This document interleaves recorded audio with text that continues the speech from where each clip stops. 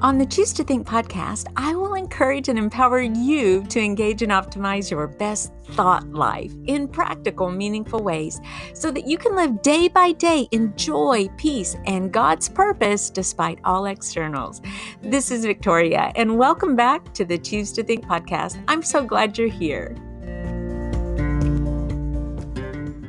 Welcome back, everybody, to the Choose to Think Inspirational podcast. I'm so glad that you're here and that you're taking time out of your busy day to just tune in. And I hope you're thinking, hey, I wonder who's on the show today. Because today I have a special guest. His name is Don Hocker. And Don, I'd like to just welcome you right out of the gate to the show. Thank you so much. Great to be with you. Yes, you too. Let me tell the listeners about, or perhaps the viewers, if you're watching here on YouTube, about Don. He's a certified lay speaker in the Methodist Church, and he spent time in prayer and Bible study every morning for the past 11 years with his beloved dog Lucy at his feet. After the passing of Lucy, Don was inspired to write the book, Just Me, Lucy, and the Lord, which is a 31-day devotional about the discipline of daily devotional time with God. And that's where we're gonna really start our conversation, Don, because I know that you want to share your experience about the importance of daily devotional time with God. Why is that so important? Well, it's all about relationships. And in order to have a strong, thriving relationship with anyone, you have to spend time with it. And to have a strong, thriving relationship with God, you need to spend time with God. And certainly reading His Word every day, praying, meditating, all of those spiritual disciplines. I think that just is just so essential in having that strong relationship with our Heavenly Father. How has your relationship grown over the years? Oh, it's grown immensely, as I talk about in the book. I was in church all the time growing up. Every Sunday we were in church. After college, got married, had a family. Same thing. We were in church every Sunday, raised my kids in church, but I did not have that really meaningful relationship with God. I thought it was enough to show up on Sunday, serve on a committee, teach a Sunday school class, put money in the offering plate, and I thought that was it, and I could just kind of check the box or boxes and move on. But I realized that it requires so much more. What made the change there for you? What happened? Did something happen in your life and you're like, okay, now it's not just the quote religion. You hear that a lot. Religion versus relationship, and we use Christianity as a relationship, not quote unquote a religion. But how did you get from religion and that religious behavior to actually the relationship? Well, it kind of started. Let me just kind of take you back just a little bit.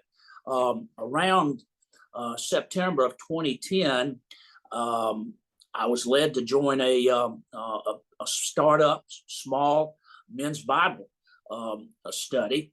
And we started off with maybe 4 or 5 guys and then one guy leading it. And so that's kind of how God initially started working on me. And then I asked my family to buy me a Bible. I had Bibles, but they're just kind of scattered all over the house, and really couldn't put my hands on one if I needed one right then. So my family bought me a very nice, genuine leather Bible. But as I mentioned in the book, it was a King James version. So if you are new at studying and reading the Bible, then the King James version sometimes makes things a little difficult. So that, and then my wife and I joined a couples class, a 5-week class. So God was just kind of poking at me, and He continued to poke at me and continued to poke at me. So on February 15th of 2011, I was having my quiet time with Lucy. And all of a sudden, it just hit me that I realized that I didn't have a relationship with God. I didn't have a relationship with Jesus, and that I needed one. And as I mentioned in my book, I got on my hands and knees and cried because Mm. I realized that I had missed so much, and that I wanted that relationship. So that was the historical day for me, and of course I've been in His Word ever since. And as you mentioned, I'm a certified lay speaker in the Methodist Church, which just allows me to preach in not only my church but other Methodist churches in the area. And I've just done a whole lot of things here. I've written a book, and I'm planning to write a second one. I've started that, and life has been great. Well, tell us a little bit about Lucy. Okay. Lucy was actually our second dachshund. Our first dachshund was Sissy, and we got Sissy early on in my marriage with Gail. By the way, we just celebrated our 46th Oh, anniversary. And congratulations. well, thank you. And I always wonder how she's kept up with me, or kept me along for all those years. But nonetheless, we had Sissy, and Sissy lived to about 13, 14 years old. And then when my kids were still at home, we got Lucy. And Lucy had quite the personality. She was a loving dog, but she could get a little feisty and a little snippy at times. And so Lucy, when Gail would go to work, my kids are already out of the home.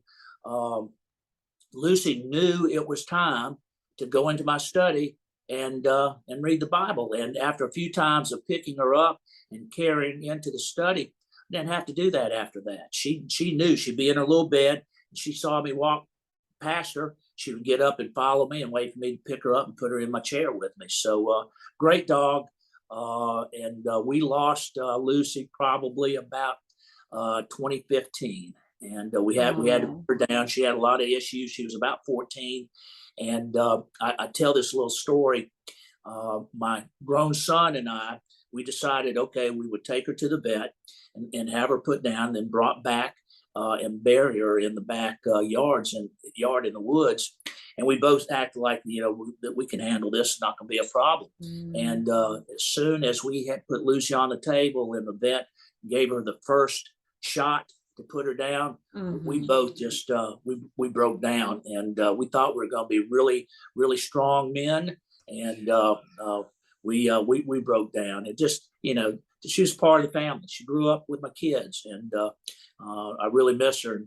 And we have not replaced her yet. So I've not had that companion with me during my quiet time in the morning. But maybe one dog.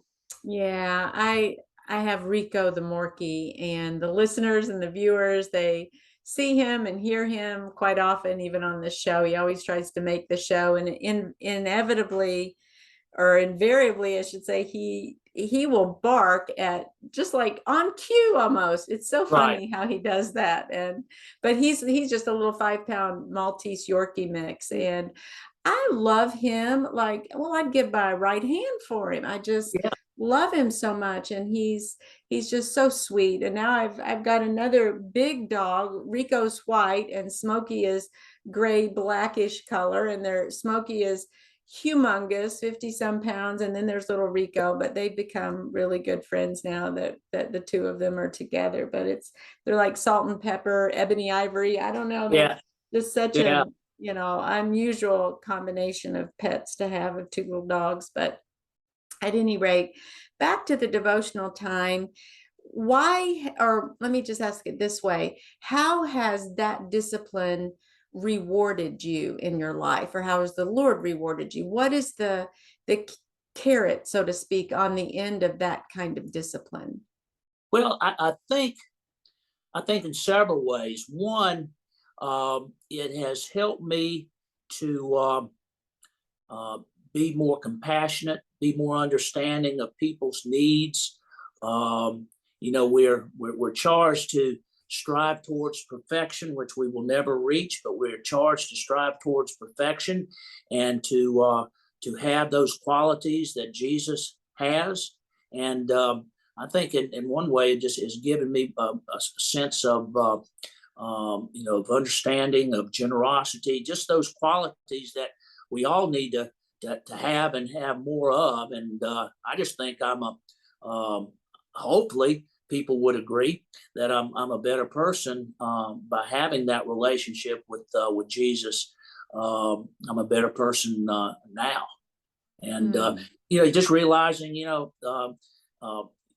I've told people I think the two main benefits, if that's the right word to use, being a Christian and having a relationship with Jesus, is hope and peace. Those are the two main things I think about, is having that hope of everlasting life and peace of getting just getting through the struggles of everyday life and realizing that God's got it. If I may, I'll just give you an example, and I'm not. Please don't think I'm patting myself on the back, because I'm not.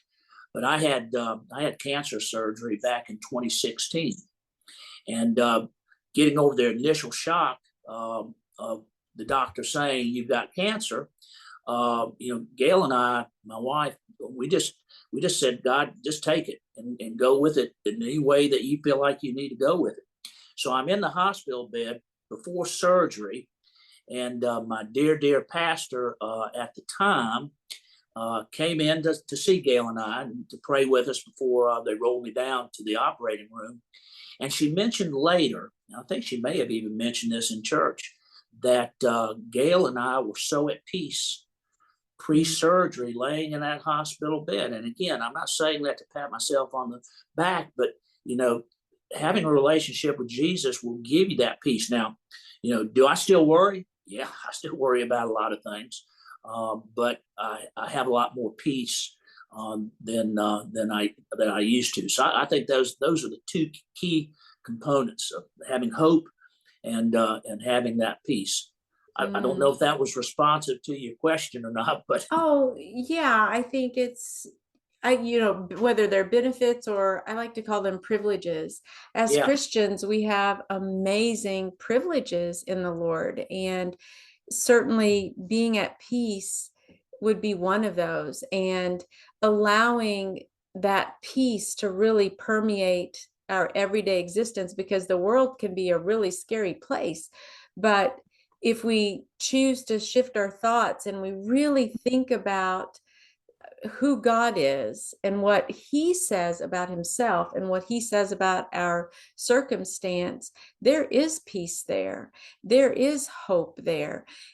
I think for me personally, it's when I give way to what I think about a situation, my own fears and worries, what I think about, even what I think about God, if it's not true, can lead me down a road where there's no peace. There's just chaos and unrest or disrest. And so yeah, I think that developing that we do have benefits and or privileges as being believers and Christ followers.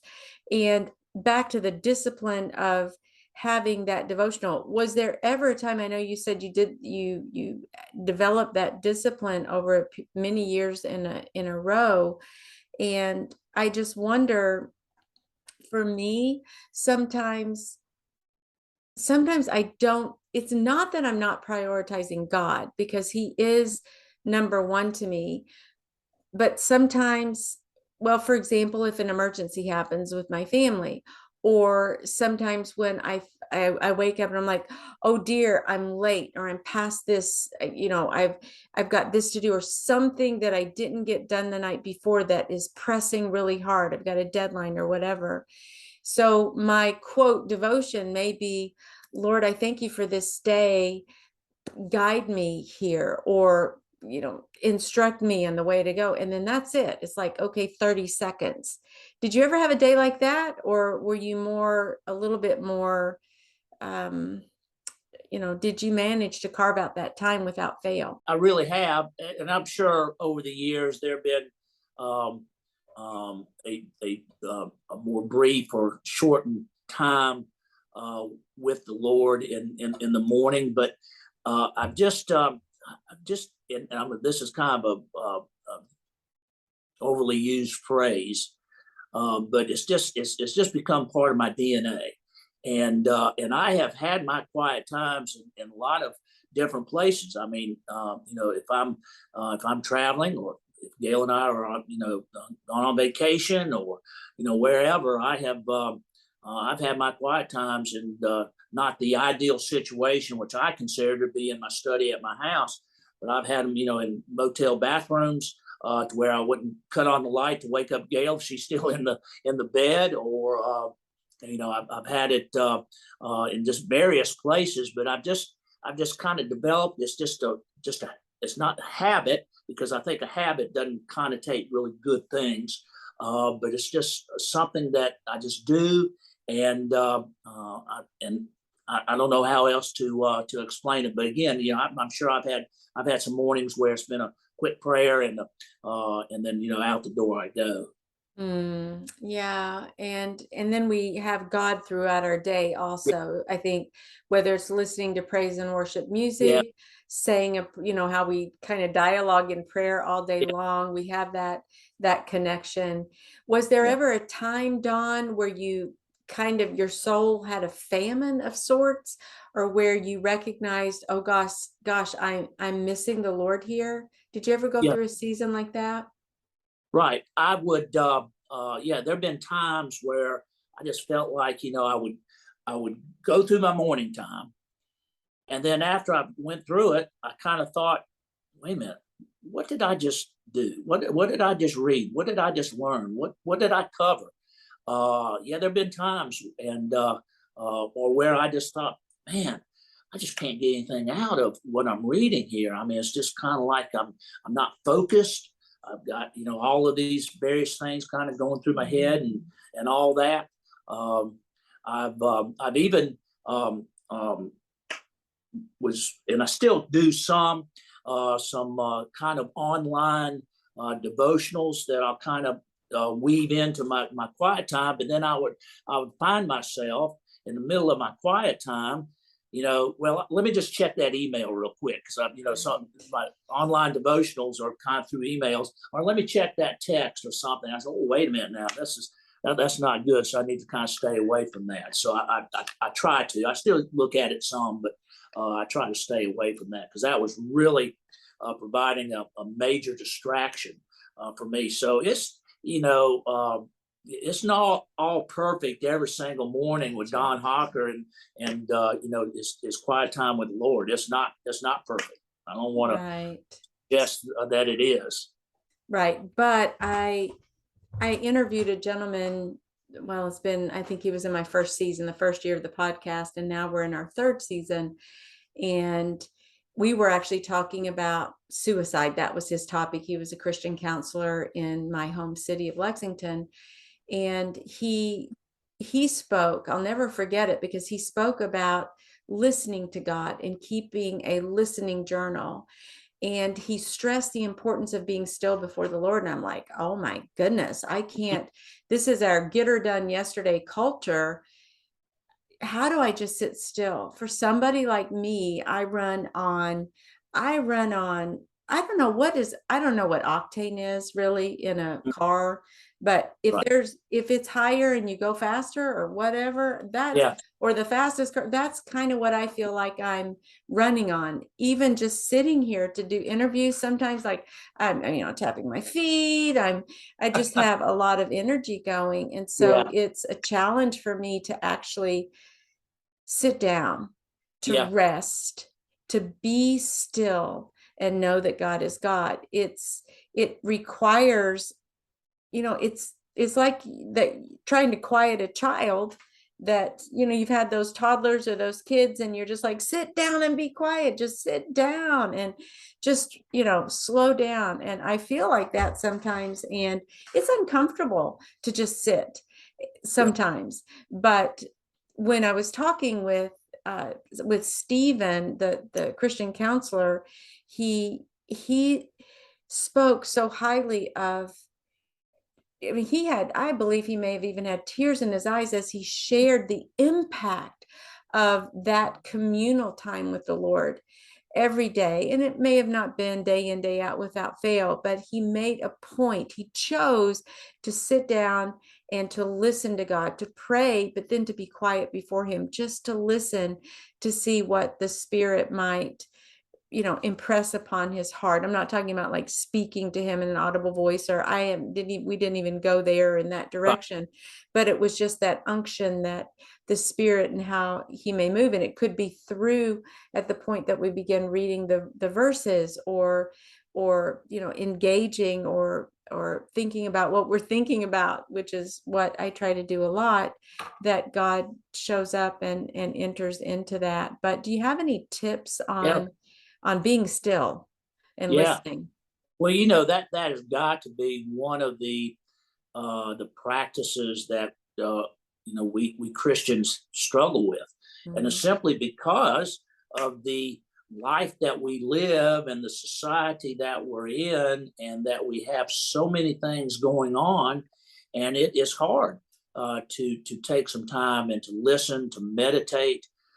That's something that I struggle with, but I'm working on, because I think that I agree with your counselor.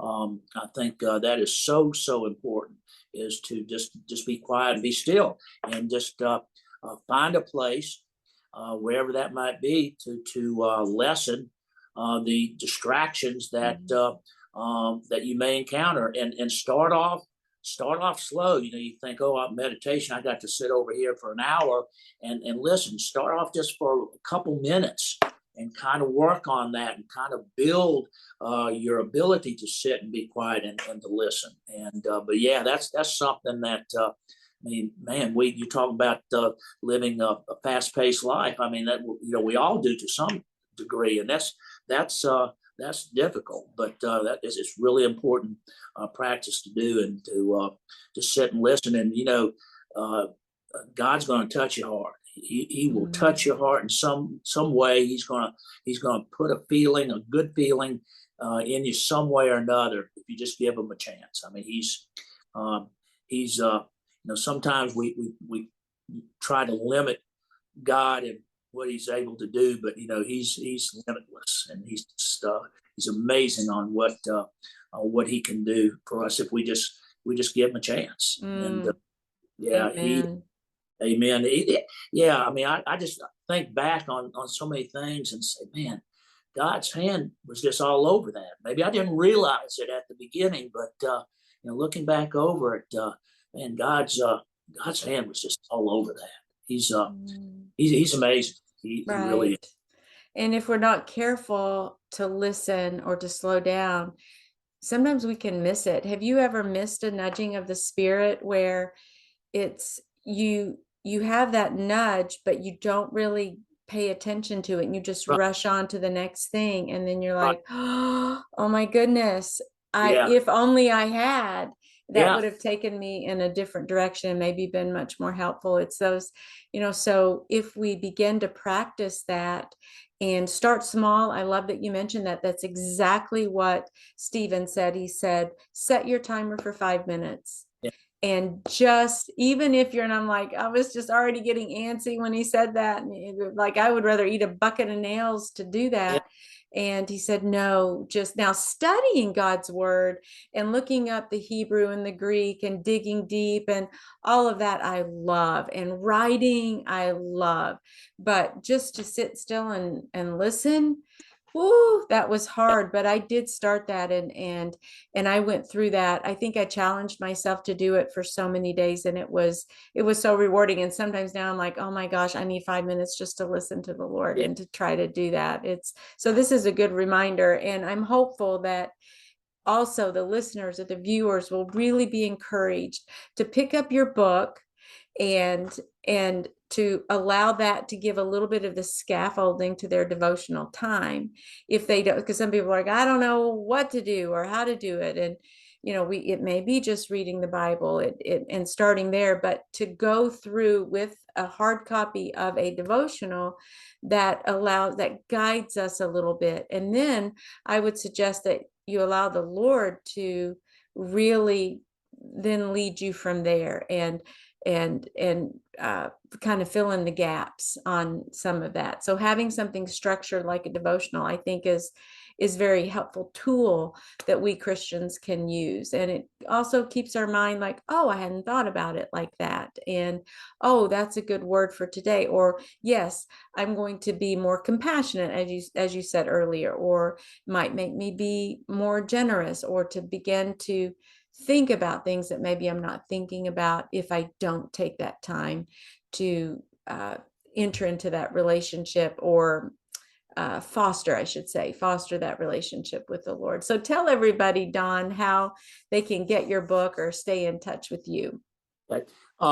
It's available through on Amazon. My publisher is Highbridge Books, and it's available through them.